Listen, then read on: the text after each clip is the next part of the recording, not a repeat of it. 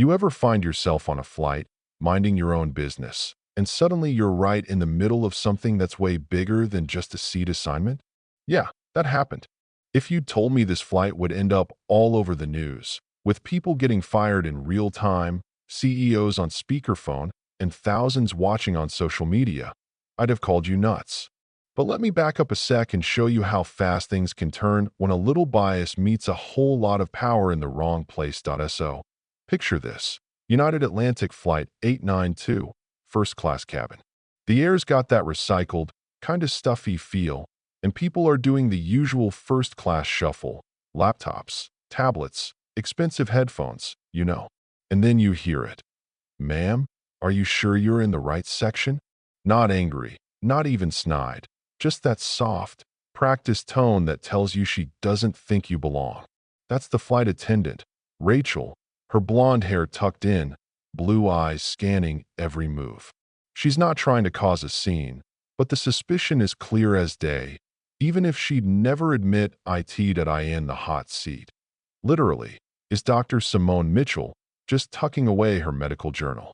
She's wearing a burgundy cashmere sweater and jeans, nothing flashy except the platinum wedding band that catches the light now and then. The burn she feels in her chest? It isn't anger exactly, it's recognition. She's been here before, you know? The conferences where she's mistaken for a nurse, the rooms where questions always go to the guy next to her, no matter how many degrees she's got. But this time, she just looks up and says, I'm in two-way. Voice steady, eyes calm. She's had practice. Rachel, though, she's not convinced. She's seen plenty of folks try to sneak into first class. Usually, they brag about their companies, their status. Simone doesn't play that game. Rachel moves on, lighting up for the businessman in 1B, Mr. Harrison, who gets the royal treatment.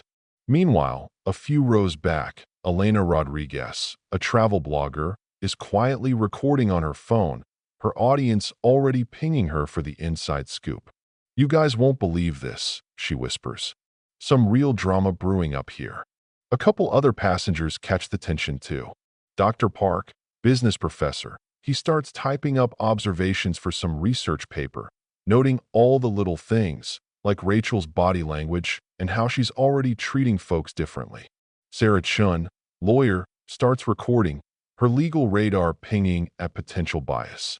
Mike Thompson, airline analyst, is just watching, thinking how fast something like this could tank an airline's reputation. Everybody's noticing, but nobody's saying a word. Yet, flight takes off. Simone tries to bury herself in notes about a big surgery coming up, but her mind drifts to the call she had to cut short with her husband Marcus.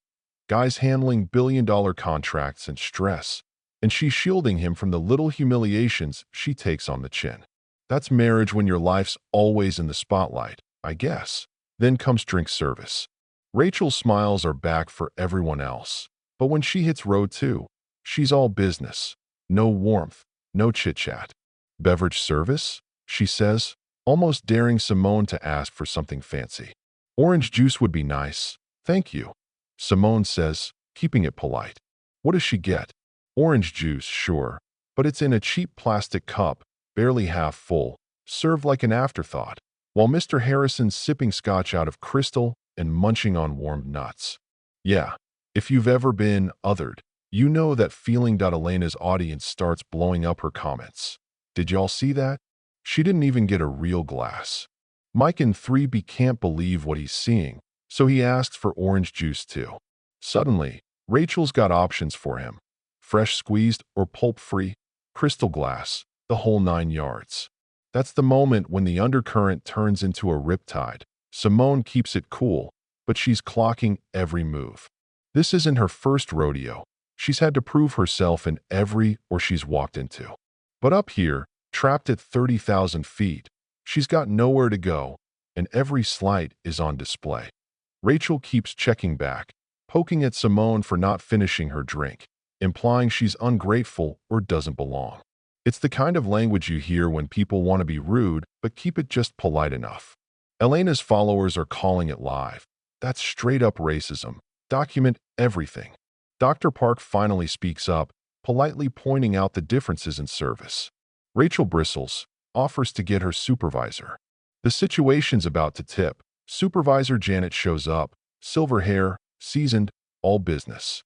I understand there's concern about service, she asks, voice like she's putting out a small kitchen fire. Simone details the difference. Orange juice in plastic for her, crystalline options for everyone else. Janet falls back on policy and individual circumstances, all the buzzwords that mean nothing and everything. But what she doesn't get is that half the cabin is watching, and so is the internet. It snowballs fast. Elena's stream goes viral. Hashtag UA892 discrimination. Hashtag airline justice start trending. Simone stays composed, but Sarah, the lawyer, jumps in. This is discrimination, and I'm recording everything. Mike, the analyst, is now emailing crisis teams. Rachel, meanwhile, just doubles down. She's been difficult since boarding. It's that old game. Make the victim the problem. Simone asks to make a call, says it concerns business operations. Now Janet's spooked, pushes back with airline rules that aren't even true, says she's causing a disruption, threatens to move her to economy. Simone stays calm and finally calls her husband. And let me tell you, when he picks up, you can feel the air in the cabin shift. Marcus Mitchell, CEO, tech billionaire, the guy whose company runs United's booking, entertainment, maintenance, the whole digital backbone. When he hears what's happened, his voice goes cold and deadly. He gets the legal team on the line, brings up contract clauses worth billions. Amanda, Mitchell Tech's general counsel, jumps on.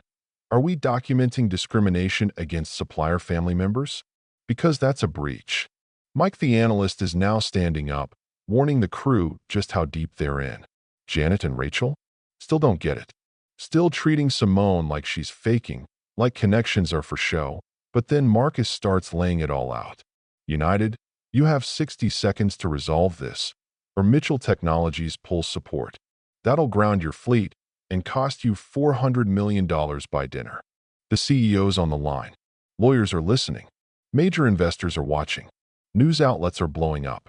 Meanwhile, Janet and Rachel are standing there, realizing, way too late, that their careers are ending in real time, with 50,000 people watching. Marcus fires them on the spot, in front of everybody, and Amanda documents it all for compliance. But here's the thing. This isn't just about two employees getting canned or a company scrambling for PR cover. Marcus, Simone, and the legal team start rewriting airline policy while the plane's still in the air, bias training, mandatory reporting, automatic contract terminations for discrimination. Lawmakers are now in on it, planning new legislation. Airline CEOs call in personally to apologize and announce a $25 million prevention fund. The passengers? They're shaken, some embarrassed, some apologetic for not speaking up sooner, some newly aware of their own privilege. Even the folks in economy, craning their necks, know something massive just happened by the time the plane lands. United shares are tumbling, civil rights groups are calling, and the whole airline industry is on notice. Marcus's Mitchell Protocol becomes the new gold standard. Every airline, every tech company, every major investor now wants anti-discrimination policies in writing. Elena's live stream racks up millions of views. Dr. Park's documentation becomes a Harvard case study. Sarah's legal group helps hundreds more victims use economic leverage for real-time change. But you know what stuck with me? It wasn't just that justice was served. It was seeing how quick things can change when people speak up, document, and refuse to accept the old rules. Simone could have stayed silent or gone along to get along, but she didn't. And once one person stands up, others follow. That's how things change, right? So what about you? Ever seen something like this and wondered if you should step in? If this story made you think, or maybe made you a little angry, or inspired you, don't just scroll by. Share your own experiences. Comment where you stand on justice, bias, and corporate responsibility. Hit that like, subscribe for more stories like this, and don't forget, change happens when regular people speak up and refuse to let bias slide, even if it's just over a cup of orange juice. You know what I mean?